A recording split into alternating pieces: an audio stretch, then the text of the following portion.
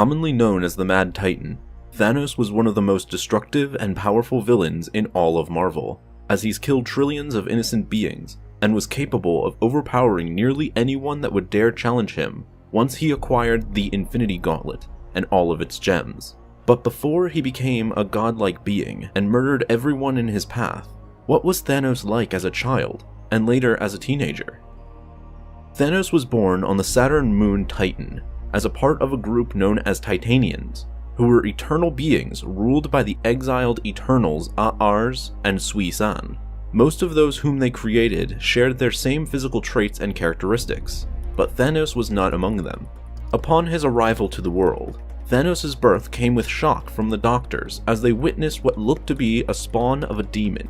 Initially, they wanted to have the newborn undergo tests to better understand why he looked so deformed, but A'ars dismissed their concerns and instead came to love his son, viewing him as a strong-willed being who refused to succumb to death. After praising Thanos' natural strength, A'ars handed him over to his mother. Upon looking at their newborn, Sui-San instinctively reached for a nearby scalpel and attempted to murder her child in cold blood, shouting that he was a monster that had to be killed before he got a chance to grow larger.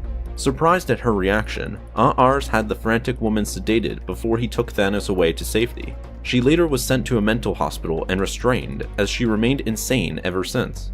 Years later, and a 12-year-old Thanos stood out among all his peers due to his physical appearance, something he was reminded of every day. In his early childhood, Thanos spent much of his time reading and learning about the world around him, quickly becoming known as the smartest kid at school. He spent much of his time alone, drawing images of nature and its creatures in his notebook. One day, however, a group of school kids approached Thanos and asked if he wanted to play with them. Surprised at finally being asked to be among them for the first time, Thanos excitedly accepted their offer and went off to play ball with them. While at home, Thanos frequently attempted to figure out the cause for his unique genetic makeup, so that he could better explain it to his fellow classmates back at school. He would ask his father if he knew anything that could answer his questions, but he would always either get straight up ignored or reminded that he was overly busy with his work and that he didn't have time for him or his questions. Thanos' relationship with his mother was no better, as at this point she was still confined to the mental institution and seemed to refuse to speak. Thanos visited her on a regular basis, telling her all about his day at school and the odd dreams he'd experience every now and then. One dream in particular he would bring up was about him being a newborn baby and that someone was trying to stab him with a knife, and that in other times he would see himself as a grown-up and taking that same knife and stabbing his attacker in return. He had these same dreams nearly every night for the past 4 years, and it got so bad for him that he refused to sleep in order to not experience them anymore.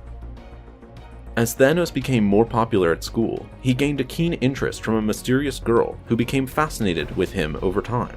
Later, during a school lab that required the dissection of a creature, Thanos ended up storming out of the classroom once he saw the creature's insides, vomiting outside as a result.